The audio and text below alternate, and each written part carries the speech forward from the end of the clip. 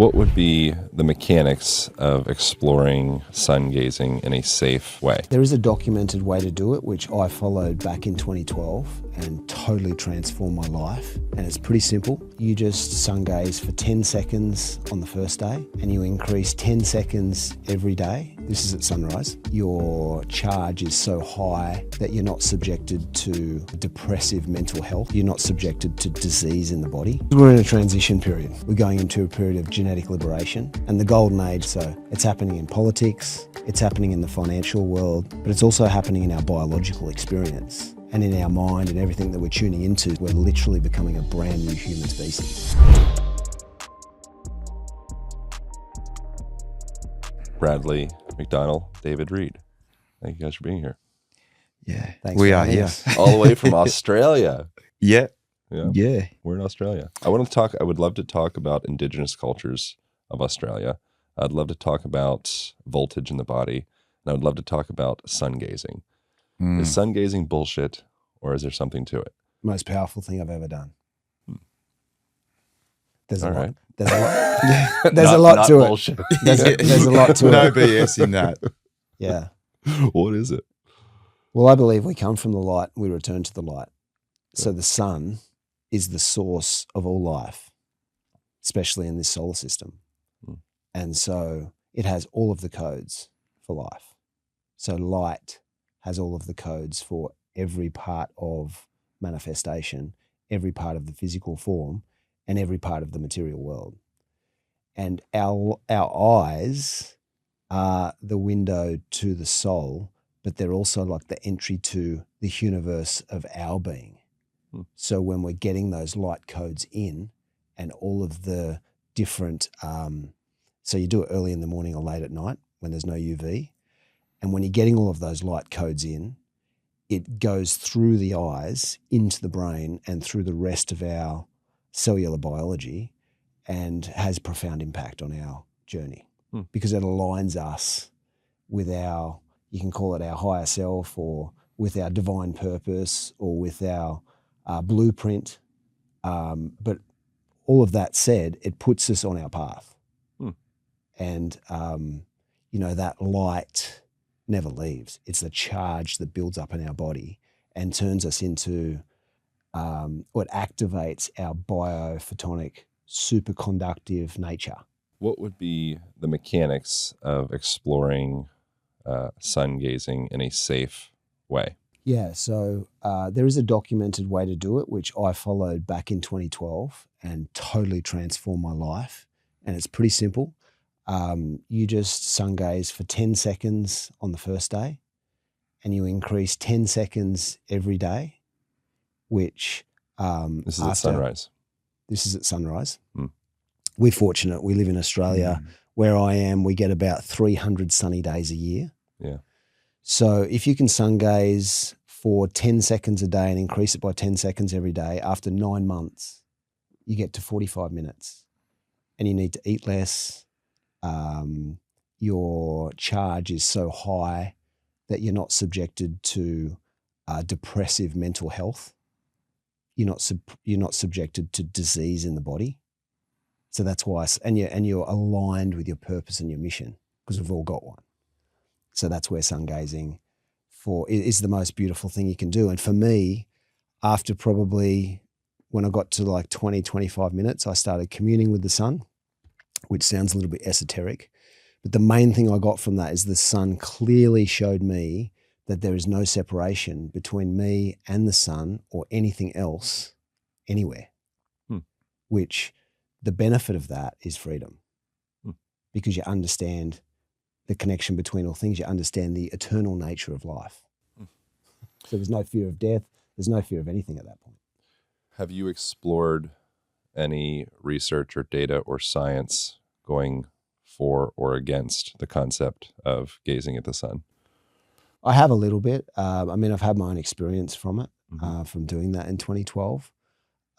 Obviously, the risks of sun gazing in the middle of the day could be damage to the retina. Seems like a bad idea. That's bypassed early in the morning. Yeah, right. And your body tells you knows. as well. Probably super smart. It knows, yeah. Yeah, we've divorced ourselves from the intelligence of our bodies. We don't trust it. We're like waiting for mommy or daddy in the form of like the FDA or the government or just anyone else to tell us what to do within our bodies. Yeah. Meanwhile, your body's like, bro, I'm talking to you all the time, man. Yeah, also called science, like their dogmatic view of like, you don't do this then or do it now. Mm-hmm. Yeah, it's a totally different version. Yeah. But that UV is so low in that first part of that day where it's getting all those, that good ultraviolet light into those eyes. And I think Huberman actually talks about the same thing as well, like in the evening. And it's a different, from a science perspective versus a relationship perspective. So the light energy in the morning is completely different to light energy at night. Mm-hmm. So you could say one's more of a feminine and masculine. I feel like the morning light's more feminine and then the evening light's more masculine. So they call it morning wood. Yeah, potentially, yeah. Well, all those words, this is the interesting thing. This is what I laugh about. There's so much in the words, right? Like if you just listen, it's like... It's actually my Native American name. You're serious? I go to music festivals. I go by Morningwood. It's so good. I don't actually. I don't do that. But this is the... My brother changed his name to Mountain for a while. My brother's like a hippie. He went to like rainbow gatherings and stuff like that. Yeah. And so for a long time, we went through like an identity something. I wouldn't call it a crisis, just identity shift or whatever. But he was like Mountain. Yeah. So my joke was like, if you're Mountain, I'm Morningwood. Yeah. Anyways, sorry. Well, there's an interesting thing where people... It's fun. It's fun. Now he's back to Austin. It's massive play. It's full circle. That's what happens when people change their names a lot, I think. But walking in the morning, like that's where a lot of people are walking in the morning, like intuitively, back to your point about the intelligence of the body, like there's something about going for a walk in the morning and the walk in the evening, right? Yeah. There's some sort of like circadian rhythm that you've got to get into that the body knows that, it's a good time to go. Mm. And I think once we start ignoring the pieces of the puzzle, like you point, like, I've got to work, or I've got to do something else, or mainstream's got me doing this. Like if we just listen a lot more to that intelligence, be it sun gazing, be it breath work. And I think with those things, like that's when that voltage or that charge comes back to the body where it's in that either in homeostasis or in that healing spot. We spend so much time out of that where it's not in that healing or that regenerative space. Like it's huge. Where could a person find resources outside of this podcast with you where they can validate what you're saying in a way of like, is there a published book or some research or something? Because if, tens of thousands of people are listening to this as a concept that can spiral out into a lot of different things, like what is some founded in some version of like, this is safe, science backed, or maybe some version of science backed, practical guide on being able to do this? Yeah, it's a good question. Because I did it back in 2012, so 13 years ago now, there was an Indian gentleman called HRM, and he had a bunch of YouTubes where he was presenting on an hour, like for an hour on sungazing, and he was going through what would happen at 10 minutes, 20 minutes, 30 minutes, 45 minutes. So he had it all mapped out. And he'd been documented and studied where he had not eaten for like 100 days at a time, no problem. So I haven't looked into too much of the modern science on sungazing because I had my experience then and I know what it did for me. And, everything's made from three things, which is light, water, and minerals. That's it. So light is like the source of everything. Without light, there's only darkness. We can't see. We don't have like any expression of anything.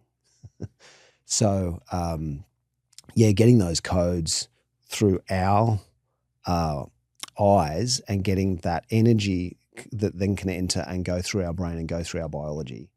For me, it's just intuitive. It makes so much sense. I mean, the ancient cultures all used to do it, whether it was the Egyptians, whether it was the Mayans, they were all obsessed with sun gods. They built temples for the sun. They understood that relationship with the sun to become like almost like a superhuman, supercharged being because, when I say we're made from light, minerals and water, the minerals and water is obvious, but minerals and water makes us crystalline in nature. So the light is then charging that crystal. And once we're a charged crystal, then we're oscillating differently with the field and our experience of life is so much better because we're in the flow. and we're on purpose. I would love to walk away from this with some level of like heuristic guide on how to explore, because I would like to explore this. I've dabbled with it in the past, but it's usually for no more than 30 seconds or something in the morning. So 10 seconds to start. Yes. Is this before the sun is cresting? As the sun is cresting, like as it's cresting the horizon? No, once it's up. Yeah. Yep, you can watch it come up, but once it's up, do 10 seconds. Everyone can do 10 seconds once it first comes up. Are you just following feel, where it's kind of like, ooh, this is starting to feel uncomfortable. It's probably my body saying, don't do this anymore? Sure. Would you ever push through that? My guess is, as a general like statement, just don't do that for people listening, but also, what are your thoughts? Yeah. Again, I wouldn't say to push through that if it's a clear no. However, if you get it when it's just come over the horizon, it won't be a clear no. Yeah, right, exactly. I've experienced it's very nice. It's beautiful. Yeah, it's almost like a massage for your nervous system in a way. It's beautiful. It's a massage for your nervous system, and it's a massage for your whole system, the entire system. Like there's a piece that starts to come in. We used to joke and we used to say, like, good luck going and sungazing for 10 minutes and having a bad day. It's almost impossible. Yeah. Wow. And we would do it fasting and say you were not going to have your first meal until 12, and you would feel so supercharged for the first half of the day. And as soon as you ate, you could bog down. You could feel the charge dropping. You could feel like that light. It had an impact on your experience. But yeah, if you build it by 10 seconds a day, that's giving the body time to adjust, and you'll easily get to 10, 15 minutes. But again, you want to be in a space that's high and ultimately looking over the ocean or over a lake or something where you're getting it really early. Like if you're waiting for it to get up over a building, it's probably already been up for an hour. Yeah. And that's when it's too intense, and your body will say no straight away. Yeah. What do you think? So you believe there's merit to breatharian, which is, I think, like your food is like a secondary fuel source, and your primary fuel source is like sunlight and probably minerals. Oh, sorry, sunlight, sun, minerals, and water. My guess. I've never met a breatharian. I've heard some rumors about this. Yeah, so we know breatharians that live where. Two that I know really well are in Oregon, in Ashland. And, I went and stayed with my friend and his wife for 6 weeks about 2.5 years ago. And when I turned up, he hadn't had anything for 30 days. I made some food and he had a couple of spoonfuls, but then just dropped straight into like another 30 days of fasting. And he's super healthy, super vibrant. He's like 50, he looks 30. He's slight. He's probably only 60 kilos, which is about 130 pounds. But the vitality and the glow coming out of his being is profound. Lifespan of a tortoise. Yeah, exactly. They live a while. Exactly. Yeah, he probably doesn't breathe very quickly either. Exactly. Is my guess. Yeah. What's he like? What's it like to be around him? He's the most enlightened being I've ever met. What's it like being around him being like that? I guess a lot of your fears and doubts and negative-based thoughts and questions just go away, and you feel like a harmony and a bliss. Yeah. I think it's like Ram Dass or somebody like that. I said something along, maybe it was Alan Watts, but something along the lines of, you don't necessarily, this is very much paraphrasing, but you don't necessarily need a therapist. Sometimes you just need to be around a therapeutic person. Yeah. And I think that's like the process of, if you're around someone that's tapping into something that's maybe somewhat like Christ-like consciousness or Christ consciousness or enlightenment, which my general perspective on the concept of enlightenment is it's more like a verb. It's like a fleeting, fluctuating, oscillating thing. And probably most people listening to this might have experienced little micro moments of like enlightenment where it's just they're tapped into empathy and joy and connection and love, and they've released fears and any concepts of greed or doubt or anything. It's like, oh yeah, like that was that time that you were dancing at that wedding thing, and you're just having a great time. Maybe you even had a couple drinks and you just had so much love in your heart. That was it. Like you were in that little spot, that sweet spot right there. Well, and then you came out, and because you were drinking a little bit, you kind of had, now you went under baseline, and now you're kind of a little bit of a wreck. But I think we can kind of like dip our beaks in it. Yeah. We've tapped into some beautiful, blissful spaces like that. I'm just thinking of those experiences, just going, oh, just take me back there. Like, they're so fleeting. I'll give you an example of staying with this gentleman for 6 weeks. Yeah. So 4 weeks in, and we were sungazing morning and night on his sanctuary, because he had a sanctuary at the top of one of those mountains in Ashland where you could sungaze in the morning and sungaze in the afternoon. And we were doing it for like an hour each time. And I was a month in, and I was in such a harmonious, peaceful space with life. A month in with no food? No, I was eating a little bit. Okay. I was fasting a lot. It was just a vegetarian diet, but we're getting heaps of sungazing in. Yep. And I called Brad and I basically just said, oh man, I'm not doing any business stuff anymore. I said, just renounced everything, right? Yeah, just renounced everything. And we've renounced everything several times before that. Yeah. But the harmony and the peace, like to then go into sales and marketing and like CEO, CFO roles. Brad seems like he's like your anchor in the world. He's kind of like, boop, you're here, and you kind of are like the floating out kind of explorer type thing. And seems like you pair off of each other very well. I'm probably projecting. Yeah, I mean, we've been brothers and mates for 30 years. Yeah. So we've been through it all together, but we both go in and out of those spaces at different times. Yeah.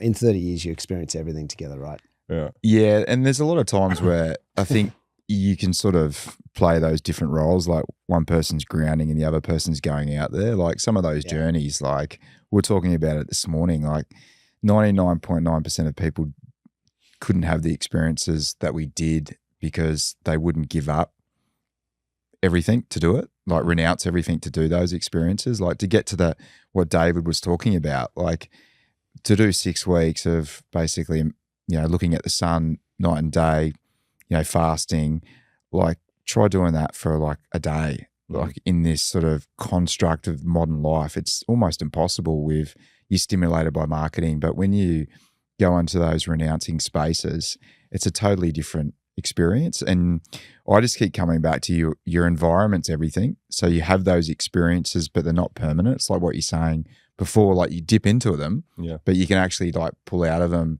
and have that experience. Wow. It's like, I was talking to a friend last night at one of these after parties, and it was like, sometimes I think that sales and marketing and the density of operating a business where we were just like sometimes just sitting around a fire in the middle of the country, just doing nothing and just going, that's complete freedom. Yeah. So it's like trying to find the balance between those extremes. Like there's extremes in both parts, and the beautiful thing is you get to experience both of those now. It's like so profound. I want to talk about voltage and minerals and some of the other things outside of light, but I still want to hang with the enlightened stuff a little bit. Can you share a little bit more of what you learned from the breatharian people that you've been around? Like the feeling, like what kind of wisdom could you, because there's some things you can get in books and you can like read stories about, and there's some things that you actually have to be in the place or be around the person. Is there what kind of types of things have you gathered from people like that? Yeah, probably the main thing is the frequency that they operate on is very different to the rest of humanity. And what I mean by that is they're so clear and they're so aligned with the light or purity that they don't experience fear. They probably don't talk a lot about purity either. No, they have the answers to things that we're wondering what those answers are as well. So like they understand the body in a way that is super unique, and you won't get that information anywhere. So like a lot of the sacred text, they can decode that. They can decode the Bible. They can decode like the secret teachings of all ages. From that, they can produce substances like alchemical gold or ormus. So they can produce all these high frequency alchemical elixirs that again is able to hold their body, because the body's an antenna. It's a crystalline matrix antenna, right? So if you lift your charge high enough, they don't get sick, and they're receiving information that we don't have access to. That we're wondering all these answers and questions to different things, and they know those answers.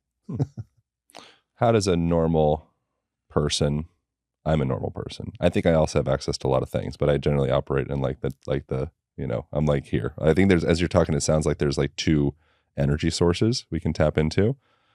One is the energy of the world. It's protein bars and, supplements and business and a house and air conditioning and relationships and, all the different things, or like dating rather.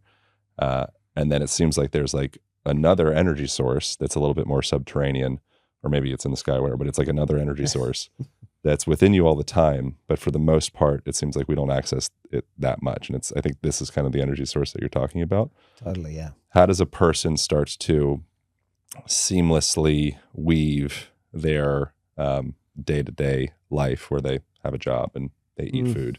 Maybe they don't sun gaze yet. How do they start to dip their toes into some of that like secondary energy source? Yeah, well, I would say there's 8 billion people on the planet, and everyone is an antenna that has their own life experience. So there's no two people having the same experience here. Even though we think a lot of people are having a similar experience, we're all having totally different experience. It depends on like the frequency of the body, what information we're receiving. So the thoughts that we're having, our biological health, our longevity. And so if we're just doing basic supporting things to raise the charge of the body, and those things would be sun gazing, or it doesn't even have to be sun gazing, but getting sunlight, which is all your infrared light, meditating, fasting, getting into the ocean, drinking structured water, and then getting all of your minerals and your high frequency nutrients and your light. So the gold that we have, that's just bringing light into the body. The minerals that we have is giving all of those building blocks. So like modulating and priming the intelligence of the body to be more efficient. Because when we're outside of drama and suffering and like repetitive thinking, we can put that attention on things that are positive, on the light, and then our human experience totally transforms. What is fear and doubt and shame and guilt and greed? And I think those are sins, right? Like, what is a sin? And what does sins do to the body, to the physiology? Yeah, I just see them as inefficiencies which hold us in causal conditioning.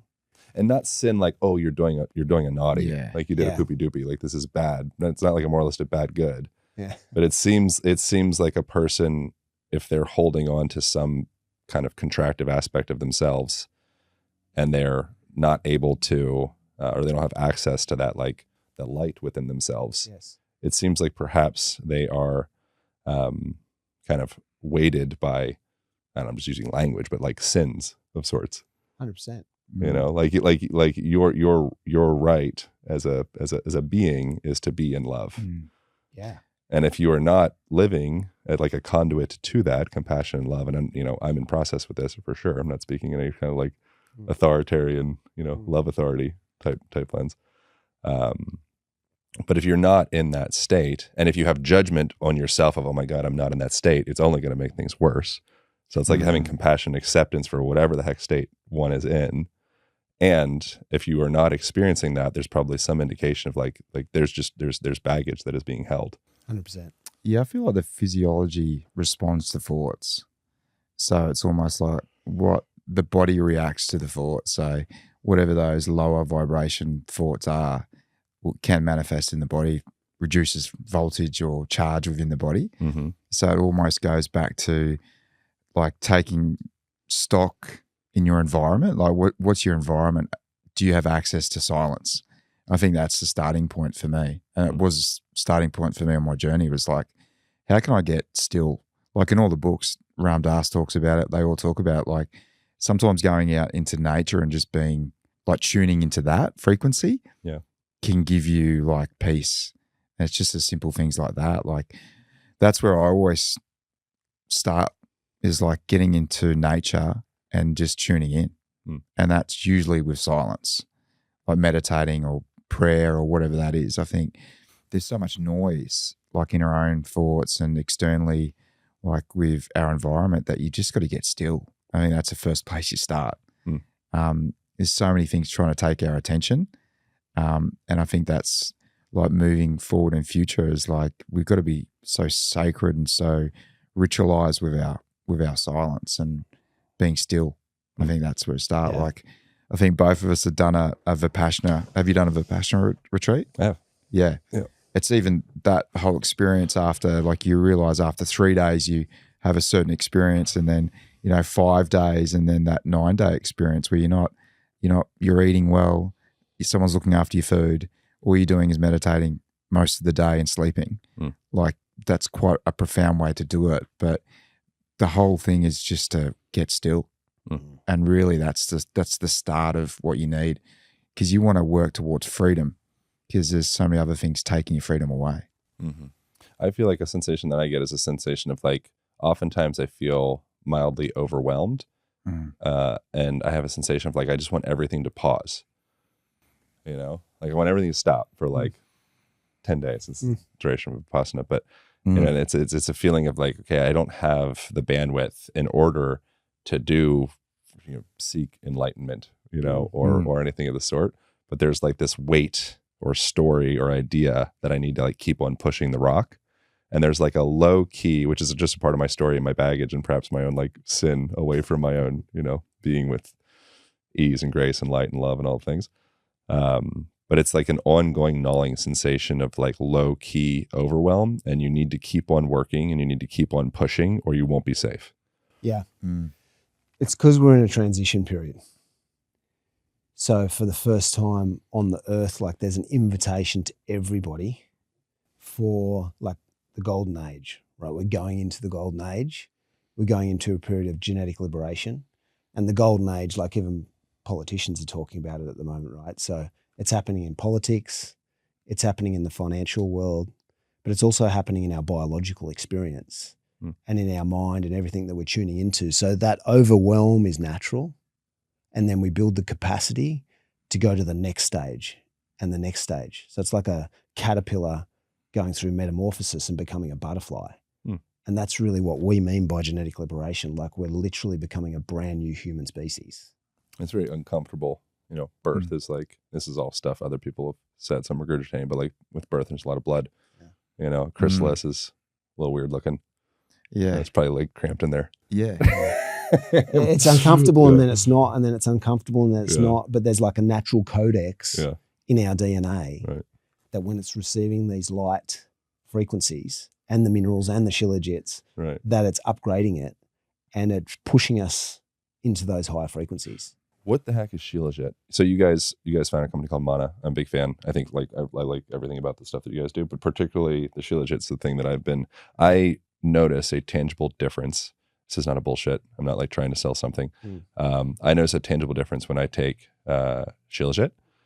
What is happening within that? Like I feel it just feels, it's not like coffee or, an orgasm or something. It's just, I feel like a little bit more calm, at ease, like mental clarity. It's just nice. It's like, I actually, there's a lot of things. If I take like omega-3 supplements and stuff like that, like they're supposed to be good for you, but I don't notice absolutely anything. So what are the value of minerals in the body? And Shilajit's kind of like a mysterious, esoteric thing. It's like this tar stuff on a rock or something. I don't even know exactly what it is. Yeah, it's a mysterious, esoteric thing because of the source where it comes from, the high mountain tops. Yeah. But if you get it into a laboratory, it's not. So it contains all of the minerals that we need. It contains fatty acids that we need. It contains vitamins that we need. So those 90 nutrients that Brad spoke about before we started the podcast, it has all of those for a start. And then it has nature's miracle molecule, which is fulvic acid. And the power of fulvic acid is it activates those minerals and breaks them down into a smaller particle size where they can actually pass cell membranes. So that charge that we talk about with the cell, it's able to take nutrients through the cell because it can pass it through that cell membrane and actually, just as importantly, remove toxins from the cell. So Shilajit is so powerful from like the nutrient density of it, but then because it has fulvic acid in it, which is like nature's nanotechnology, it's able to do things that no other substance can. And I often make the comment like, it tastes terrible because it's like getting a swimming pool of fertilizer and like nutrients from the mineral kingdom and condensing that down into like a teaspoon of nutrients. And all of that's gone from, it's just so concentrated. Like there's nothing else on the planet that I know of per gram that would have more in it than Shilajit. Yeah. Where do you find it? Or where do people find it? Where does it come from? Yeah, rocks, the right? main countries are like Russia, Mongolia, the Himalayas, Kashmir. It's also in Tibet. We get ours from Tibet, Himalayas, and Siberia. Wow. I wonder what this is out there, but I say out there, things in here, but I wonder what the energetic imprint of something from a place like Tibet is. I'd imagine there's effect, I would think. 100%. Yeah. Yeah, and probably the most sacred mountain in the world, Mount Kailash in Tibet, that's where we get some of our Shilajit from. Where else? Himalayas. You said some of. Where's the rest of it come from? Yeah, so the Himalayas. So there's Tibet, okay. There's Mount Kailash. Yeah. That's, I guess you could call that part of the Himalayas, but when I say the Himalayas, I'm talking Nepal and then Siberia. How'd you guys discover that? You like go out there? You go on some spirit quests or you're like breatharianing yourself and gnawing some Shilajit off a rock in Tibet? Pretty much. Fuck yeah, dude. Yeah, pretty much. Yeah, so we were traveling and exploring for a decade through Egypt, the Middle East, the Himalayas before we even started a product company. We didn't intend to start a product company. Yeah. For more, it was more renouncing everything, going on what you call a spiritual quest or whatever, and going to these places and spending extended periods. What's the Lord of the Rings guy? Gollum? What's the guy, the Precious? What's his name? Little crawler guy. What's his name? I'm not sure. Come on, Lord of the Rings. I know the movie. I know the movie. Gollum. Yeah, Gollum. Yeah. I feel like he would like Shilajit. That's probably what he was He's crawling around rocks, hunting licking for. rocks. It's probably what he was hunting for, right? Is it Gollum? God dang I it. think so. How do you I guys think not know? I assume I'm not going to know things, but you guys. I don't watch other a lot. people, I don't watch no a lot of media. movies, so I know of the I'm movie. watching But afterwards. A lot of, yeah, I think it is Gollum. Yeah, and we're gonna have to fact check that. We're gonna have to fact check this podcast. I think he probably likes Shilajit. Anyway, so Shilajit gives you energy, yeah, hormone balance, cognitive function, and it's also supporting the body's intelligence, which is a big one that we talk about a lot, and it's charging up that cell again. So it's incredible for the blood. It's like fertilizer for the blood. It's incredible for the extracellular fluid because it's bringing everything back online because all of that electrical charge with all of the minerals. And then for the intercellular fluid as well, it's food. So what is it actually? Like in biology, in nature, what is Shilajit? And is it called Shilajit? If I'm walking by and I see, is it like a black tar stuff on a rock? That's No. it. That's it. Yeah. All right. So what I see in little containers, that's actually it. That's it. It's not like, that's not like a process, whatever form. Like people are actually getting this black. So what's the process? Well, it depends. So sometimes you might find a chunk of Shilajit like you see it in a jar. I've found chunks of Shilajit the size of soccer balls, but that's super rare. Is it sap? It's a resin. From what? From broken down, decayed plant matter over like thousands or even tens of thousands of years. So it's debatable whether it's like cactus or other plant matter, basically. Wow. And because it exists at such high altitude, it takes on like extreme protective qualities because, it exists in like super high, low temperatures, super high pressures. So it builds up all these protective enzymes and compounds to exist. And then when those compounds are, broken down for us and ingested, we take on those protective qualities. How do you guys source it? What does that look like, gathering the Shilajit from these holy mountains in Tibet? Yeah, so we only get a small amount of it from Tibet now because that's where we got our original source. And the shaman that we get it from there, he can only produce 300 kilos a year, or he can only get 300 kilos a year. So he's from the royal family of Tibet. But because our business has scaled so much, we employed 600 Indigenous locals in the Himalayas last year. There's only about 2 months of the year you can get it from above 16,000 feet because the rest of the time it's under snow. And they gather it for us. It goes through a purification process. And then we go to the hard work of getting it into those little sachets. That's really cool. Is there any negative environmental impacts if the whole world starts drinking Shilajit every morning?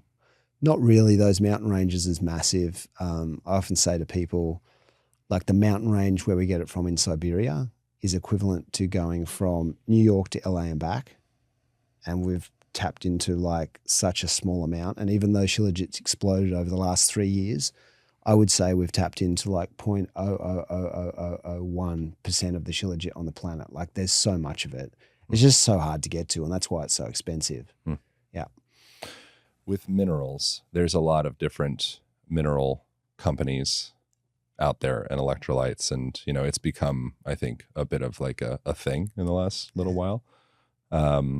What is the best composition or maybe most ideal composition of minerals for the body? Does it just so happen that it is perfectly comprised in the composition of Shilajit? Or like, what do we need for electrolytes, for minerals, for our body to function well? Yeah, we always say like the salts are really important. So potassium, magnesium, sulfur, calcium, most bodies are starving for those minerals. So it's really high in those. And then all of your trace minerals. So if you're just taking a magnesium supplement or a sulfur supplement, it can throw the body out of balance. The body wants to be in balance always. So you give it all of the minerals. And that's where Shilajit's so powerful, because it has all of the minerals in it. But that's also why we combine it with concentrated ocean plasma, because that has all of the minerals in it from the ocean world. That's cool. That we put it through a solar evaporation process for 3 years to condense it and get it as concentrated as we can. It's like a crystalline, if we condensed it anymore, it actually crystallizes and goes hard. So combining the two together is super powerful because you got the best minerals from the ocean. What does that mean, condense it? Just concentrate it. How do you concentrate it? Solar evaporation.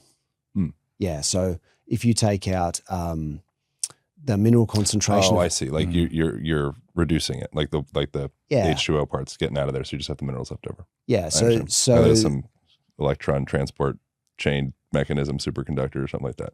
It's just sitting out and evaporating. That's it. I understand. In big pools. I get it. Yeah. So like ocean water's 3,000 parts per million. Our ocean plasma is 400,000 parts per million. Is that because there's another company, I'm spacing the name of it, but they have, the story with them is they get it from like some particular spot and it's really deep down in the ocean and it's like a very special thing. Is it kind of a similar type thing that you guys are doing? Is that Quinton? Yes, Quinton. Yeah.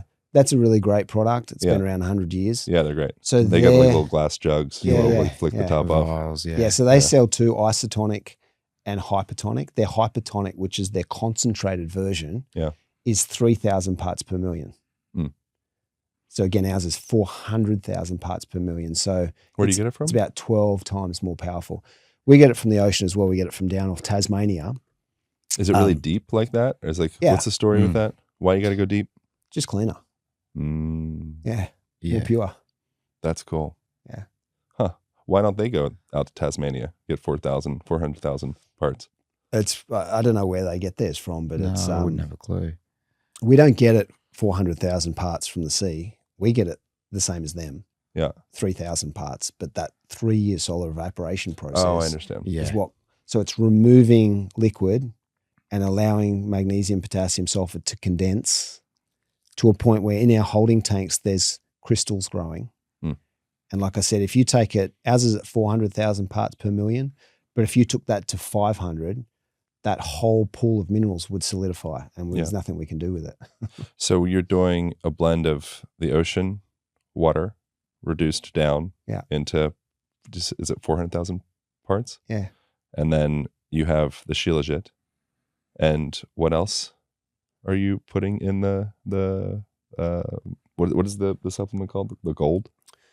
Yes, in the gold, we're putting gold nanoparticles. You're putting gold in the gold. Yeah. Of course. Yeah. Yeah. Yeah, but Why gold? so gold nanoparticles in a range between 10 and 30 nanometers can pass through the blood-brain barrier. And when they pass through the blood-brain barrier, because of the high frequency of gold and because it's the only substance that can contain all of the light forms from the sun, so it's crystallized light in a metallic form, it goes through to the amygdala, and then gets into the medulla oblongata, which regulates all of the cerebral spinal fluid And respiration. And heartbeat. And so that actually then gets through to the cellular receptor network and goes back into that cellular charge and voltage again. How'd you get into the gold stuff? Gold's not really a normal supplement. Sometimes you see it like a fancy bar around drinks. You're like, oh, that's weird. Yeah. And that's a totally different version of gold. Am I allowed to eat this? Like, this feels, yeah. I'm not sure about this. So edible gold has been something used throughout antiquity by advanced races like the Egyptians. So we received a formula from someone who was the guardian of the Sphinx over 10 years ago. And it was a way to produce alchemical gold from Dead Sea water, from ocean water, and from gold itself. And we've done it all three ways. Initially, the gold was just too expensive. We felt it was too elitist, so we were producing. It's a little bougie. It is a little bougie. Pinkies up. Yeah. You know? It's a little Totally. It's good. I've never heard of that. Totally. But yeah, now we've been able to make it available just because it's so impactful on the body and the results that it can have, again, for the golden age and genetic liberation. We feel an obligation as stewards for those formulas and that substance that holds light to make it available for humanity. Have you guys spent time with Indigenous people in Australia? Yeah, we have. Yeah. What kind of time? It'd be like months. It's a profound experience. We in aggregate or in stints? In stints, yeah. Cool. In stints. I think the big thing that there's an incredible book by a guy called Robert Lawler called The Voices of the First Day. And we took this book and we traveled out to the middle of the country, out to Uluru, which is the solar plexus for the planet. And we did a journey, like a pilgrimage out there. And we ended up in this Indigenous space with a couple of elders out there.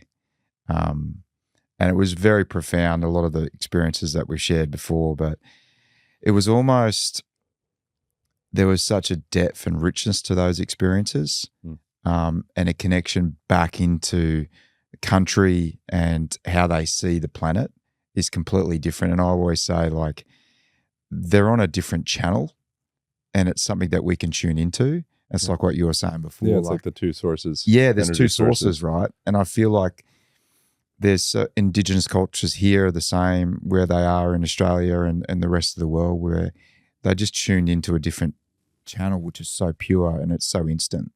And I think that's been my biggest takeaway from the whole thing. Whereas, you know, there was one night I was looking at Uluru and I was by myself on this Indigenous land, and one of the elders come up. I didn't even hear him. He come up beside me and broke a lot of broken English and pidgin. It was like, basically, that tree is, you know, my ancestors, and, you know, that rock's my ancestor. Like, we're all related. And if I hurt that, you know, I'm hurting myself. And it was just this like everything's connected and it's like everything's sacred. And that's how they're operating. And they see our channel as a joke. Like, it's actually quite funny, right? It's like, their channel seems a lot less lonely.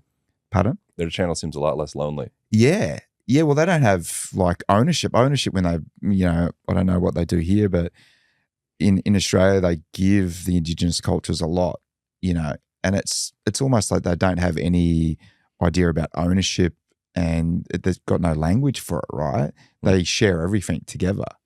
So it's almost like back into that everything's connected, and there's a rites of passage that every man and every woman has got to go through. And the book Voices of the First Day talks about a lot of that rites of passage where they take the young boys, you know, and a lot of that's starting to get lost now for Indigenous cultures, not only in Australia but here for the Native Americans as well. They're starting to lose that connection, and a lot of that connection's through story, right? Like that's why podcasting cracks me up, because it's the same thing, right? Everyone's just sharing stories, and it's no fluke that the more information and more stories that are getting told, the more everyone's like, I'm starting to discover this, or I'm going on this rabbit hole to discover this. So I think that's the biggest takeaway for me, spending time with Indigenous cultures. What are the common rites of passages in Indigenous Australian cultures? Well, from what I've seen, they take those young boys like when they're ready, like at 7 to 8, and they sort of take them away from their mothers, and it's like you're leaving boyhood and becoming a man. So it's sort of like getting in that men's business and women's business, right? That's whereas a lot of cultures here, or like Western cultures, the mums are attached to the boys for way too long, and you can actually see it. Whereas a lot of the Indigenous cultures, those rites of passages are like 7 to 8, and then you're out, or you get to 10 or 13, and then you're getting that sort of knowledge. And it's like the secret societies when the human or the boy is ready, he's going to get that information. Where it's the opposite for us, is like information just comes flooding in. You can get information from anywhere. Now it's like there's certain rites of passage that you should, or experiences you need to go through, and tests you need to go through to be able to hold that information from a wisdom point of view and experientially. Like some of the information that I've know now is more embodied than just information for knowledge's sake. Mm-hmm. So I feel like that is super inspiring for me, and that's some of the things I hold dear to me now, is like, you've actually got to go through rites of passage and a level of suffering to gain that wisdom. I think a rite of passage, I want to hear more about Aboriginal people, but I think a rite of passage will probably inevitably arise in a person's life, whether they like ask for it or not. Those come in different forms.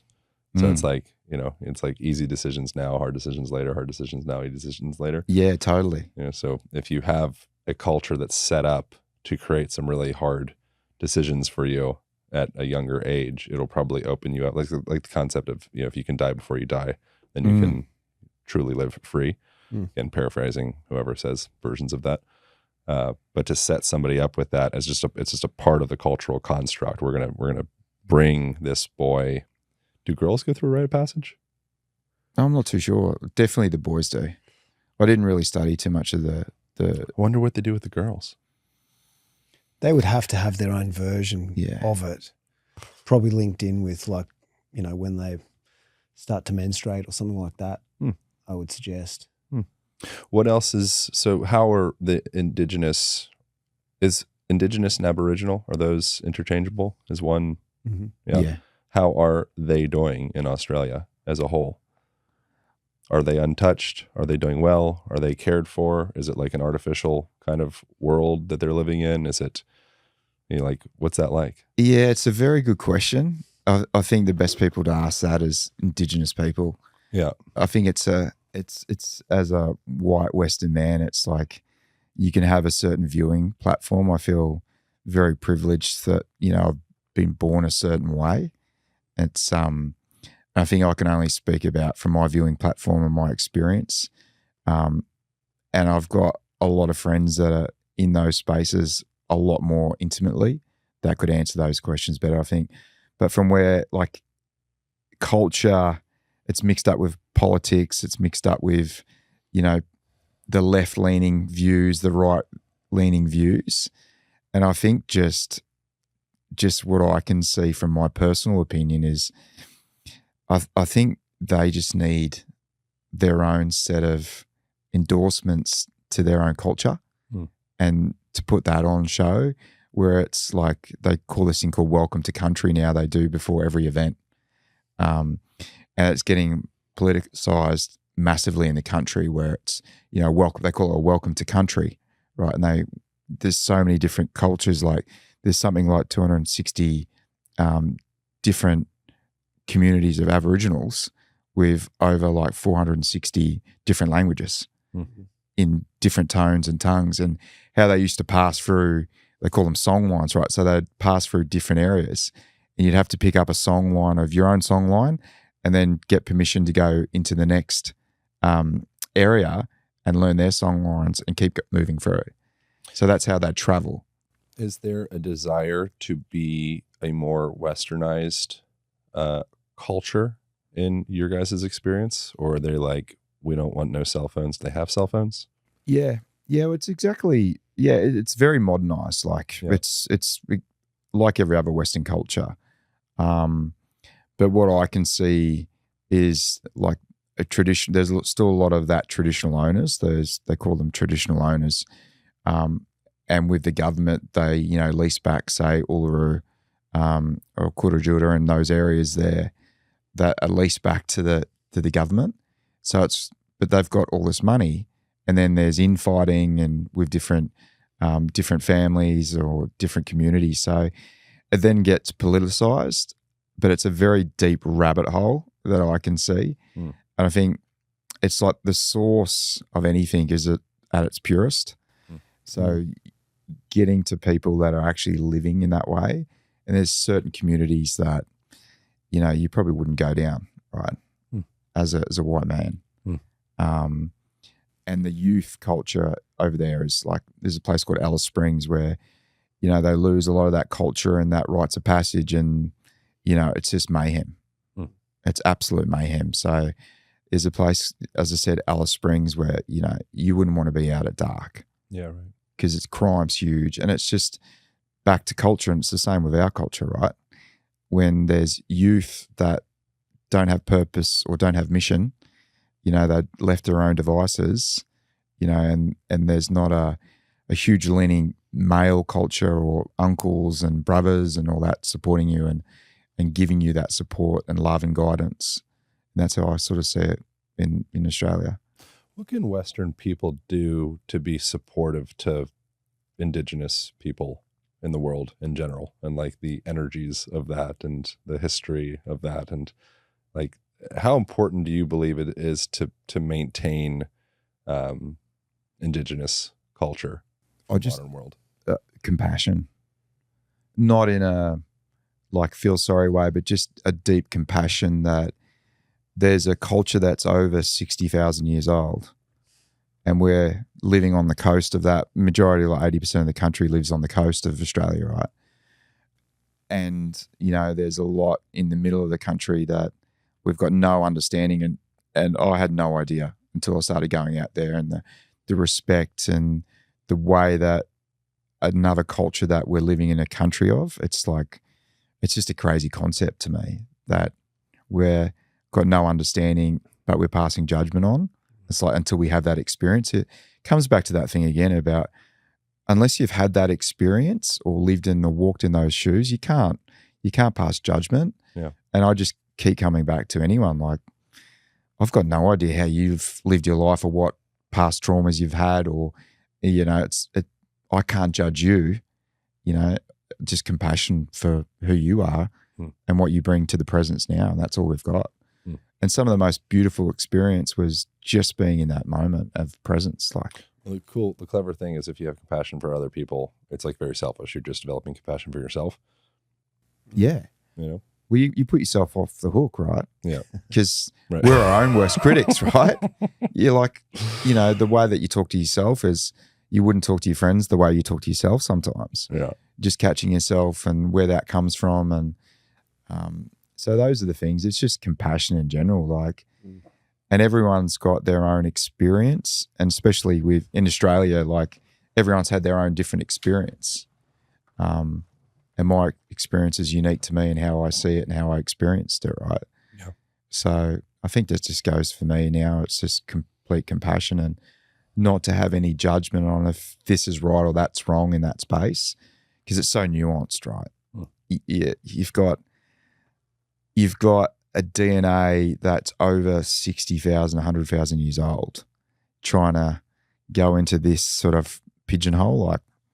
That's to me complete madness, right? Brad and I have been super fortunate that we've got heaps of Indigenous friends, especially from playing sport. Yeah. They're incredible at sport. They're so skillful. I bet. And they're such beautiful people. Like that's always been my experience with the Indigenous or the Aboriginal Australians. They live from the heart space. They're super connected. To Brad's point, they're not in ego. They don't want ownership. They don't want to evolve into anything. They're just living in the moment. And we're super fortunate out at Uluru because we actually stayed with Cassidy Uluru, who the government gave back. They used to call it Ayers Rock, but Uluru is its Indigenous name. So they gave that rock, which is the most sacred space in Australia, back to Cassidy. And we stayed with him. And I think the greatest thing you can do from my point of view, as well as compassion, is respect for their wisdom. And that's what a lot of Westerners, they just overlook it because their dream time sounds way too esoteric or too unrelatable to our Western mind that's like after progress and success and more and ownership. There's like a weird, I think, shame or guilt of not having a very defined vision for yourself. What's your 2-year plan? What's your 5-year plan? What's your if you're really like wealthy, you're thinking about generational wealth. So what's like your 55-year plan? You know, there's like it just keeps on extending out. Yeah. You know, the more resources you accrue and the more materials you accrue and the more like stuff, the more you win the Western game, it just keeps going into infinity. And then you're like, okay, well now we got to start exploring like political power. And now we're thinking globally, like what's the global plan? And you're like, I don't know that leads to happiness. I don't know if happiness is the goal. No, I don't think happiness is the goal. Well, I just see that one is mind, right? And one is dreaming.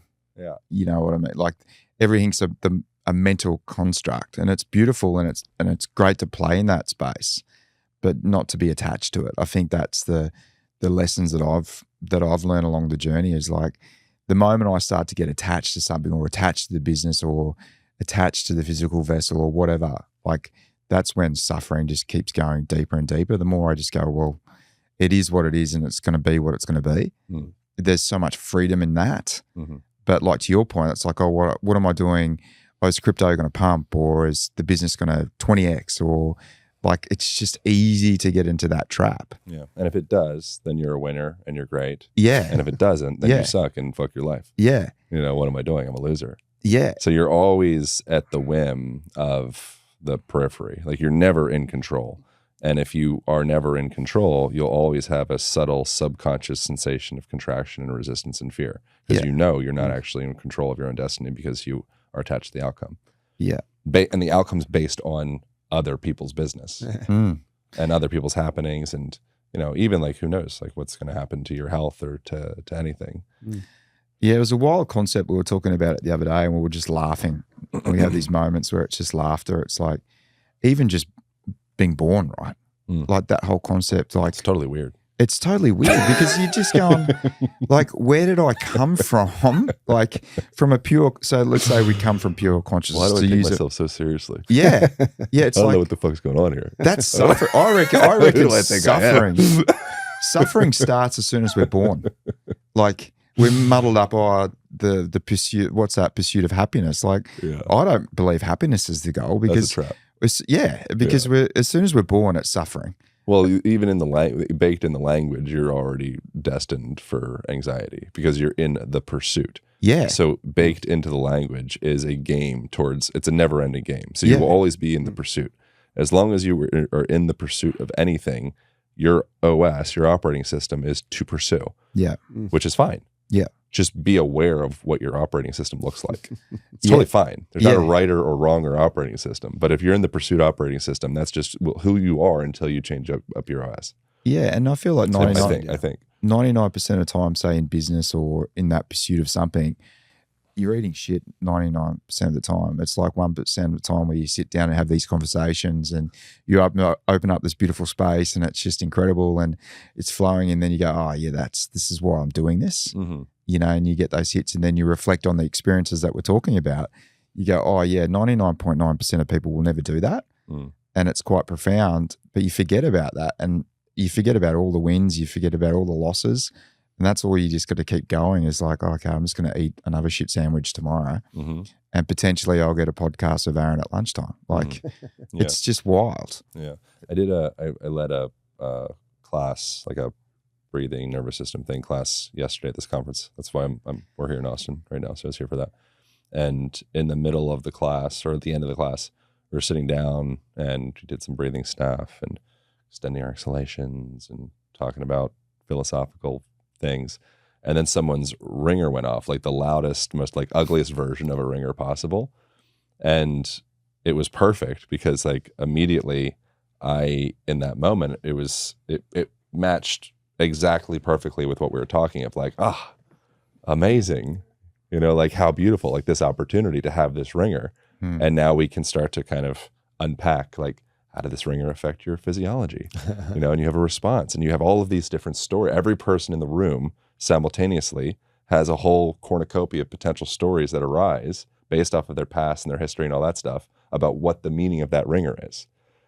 That's cool. And it's so if you can adapt that perspective of, another ring, oh, an injury. Perfect. What does this mean? Yeah. Or, like I got a ticket on my car. Like, what is this? Like this feeling that I experienced. What is that like? Oh, she broke up with me. Oh, she wants to get back with me. Oh, she broke up with me again. All of it's just like, it's just like another ringer in the middle of your class. And if you can adapt that perspective of just curiosity, I think curiosity is a very powerful tool.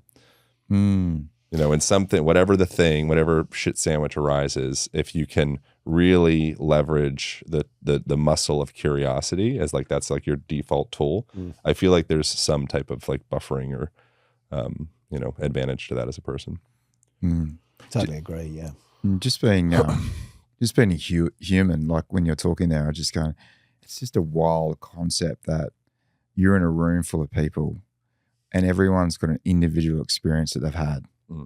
And they're either through their DNA or through their trauma or their life, they're going to react to that same ringtone completely different. It's just wild. Like how we actually get on as a society, it just boggles my mind. That's why I feel like you've got to find a camp. Is it right? Is it left leaning? Are you right leaning? And that's why community and tribe is so important, because like I feel like we're held better in those moments, like you're doing.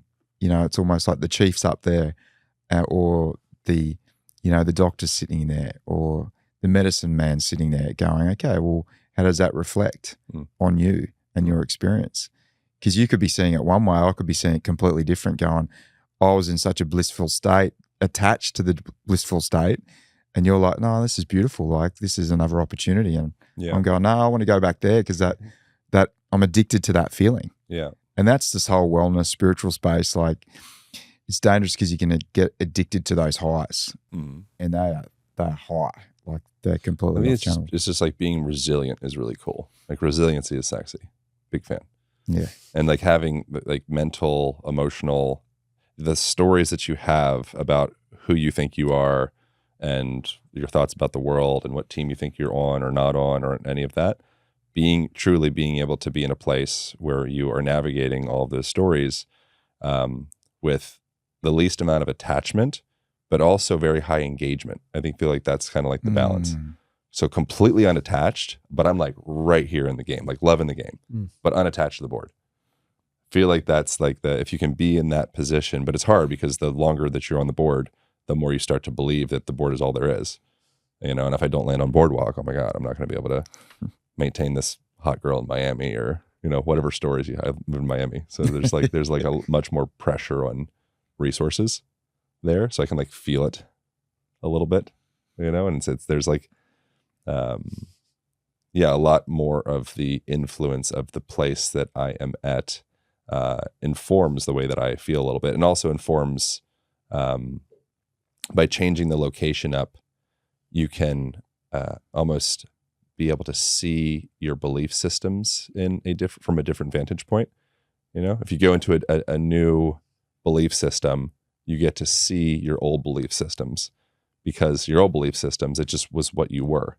Now you go into a new game and you're like, oh, interesting. It seems like this is the only game, but because it came from another game, I can see this is another game. And then you can go to another place and you're like, oh my God, what I thought was so important there, totally not important in Austin. And so every time you get to do that, you get to kind of like, I think, release the attachment to the things that you think are so important. And eventually you probably come back to the things that like, what are the things that perpetually maintain import for you guys? What are the things that stay important, or like the foundational things that don't change no matter what game you're playing? Is a question. Yeah, for me, it's exactly what you said. It's like being unattached to any outcome, but giving everything that you do 100% and being as present as you can and being as focused as you can and just doing the best you can. Yeah. Yeah. It's that intention and attention. It's more or less what you're saying, right? Like the intensity and the obsession that, like I'm super obsessed with things. Like when I get into something, I go like down a rabbit hole.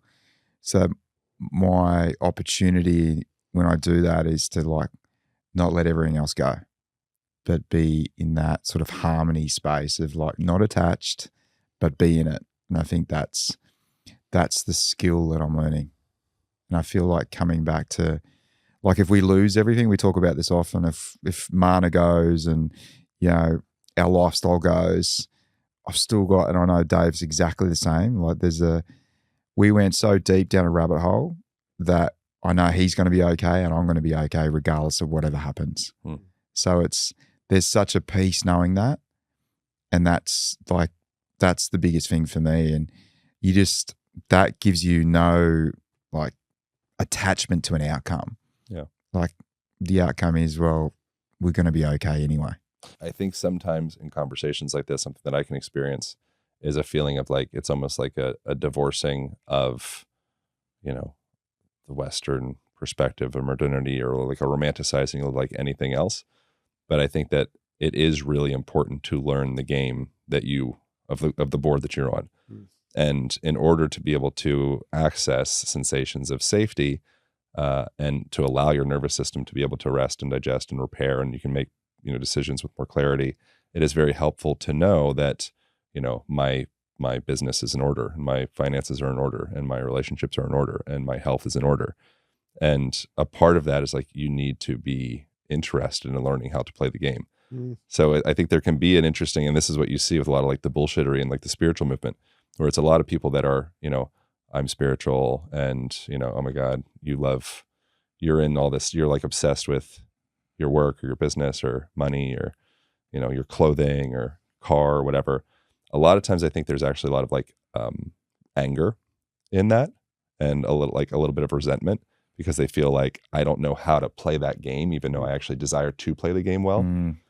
So I think a lot 100%. of like the freedom for a person, and I think this is like a really like an integrated modern man is able to actually play the game well, which I think just means they're able to create safety with themselves. Like they're able to come home every night and they can fall asleep, you know, in a handful of minutes, and they can get like a full exhalation, you know, and they can like be present with a kid or a woman or a dog or another human being, and their mind's not scattered because they've played the game well enough that they've been able to organize the different sectors of themselves so that they actually have the spaciousness within them, their mind and their hearts to be able to actually be present.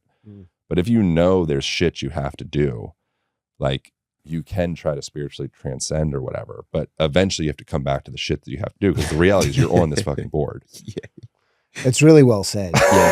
No, it's really well said. And we talk about it all the time, but like abundance, from my perspective, the intelligence behind life wants us to be abundant in all areas. Yeah.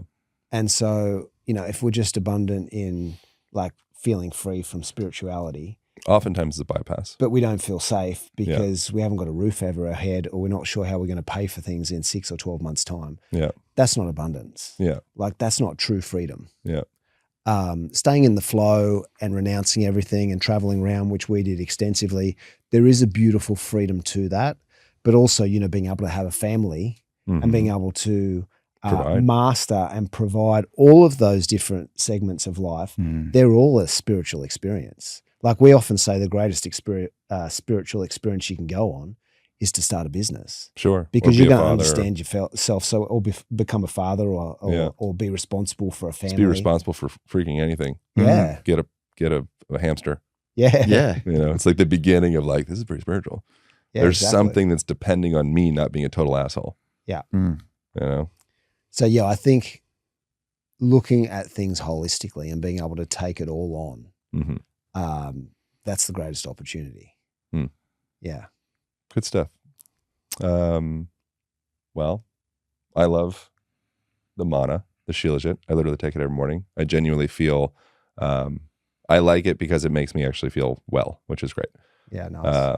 And so I think it's one of the things that I consider like I had, it was actually from another company. They gave me this like squirt bottle stuff. I don't remember what the name was, but somebody gave it to me. It was like a Shilajit thing at the conference.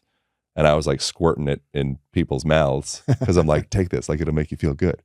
You know, and so yeah, so I take the sachet packets literally every morning. It's actually something I really look forward to because I feel a change, which is exciting. So I'm like, I don't know what it's doing exactly, but it's doing something. Mm-hmm. You know, I can actually feel it.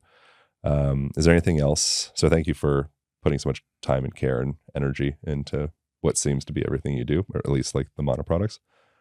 Is there anything else to where can we lead people from here? Where can people go from here? What's the best direction from this point?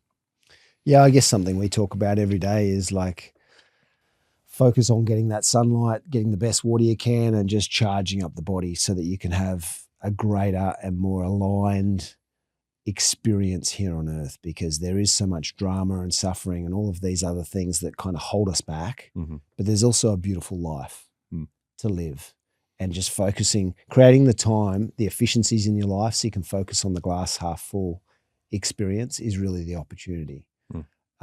So that would be like my wish for us and humanity, is to get into that space where life is great and we understand the truth of who we are and we can live life from that space. Yeah. Where do people go to get some Manna stuff? Try the Yeah, Shilajit. so mannavitality.com. Manna's spelt with a double N, so MANNA vitality.com. Everything's on there. Manna means, it's spelled differently, but Manna means power in Hawaiian. Yes. Manna. Yeah, the double N is a Hebrew word that means supernatural food. Also good. Yeah. All right, cool. We probably have a discount code. It's probably Align. I don't know. Do you guys know if we have a discount code? Yeah, or what it's it is? Align. Okay, good. Align, yeah. All right, perfect. Thank you guys so much. This is really fun. I swear to God, throughout this, I mean, it's probably just your guys' accents, but I felt like there was a mother freaking fire right here. And we were sitting around a fire talking about what you talk about around a fire in Australia. Men's business, right? That's what they do. Men's business. I know. That's the way it felt. Our favourite thing's fire. Yeah. There's a bit of sungazing there. Yeah, and that's a lot of my fire signs and stuff like that. So yeah, it's interesting you picking that up. Was it as good for you guys as it was for me? Yeah. Awesome. Thank you so much for having us on, bro. It's been fucking awesome. Thank you guys. Appreciate it. Thank you all for tuning in. That's it. That's all. See you next week. Bye.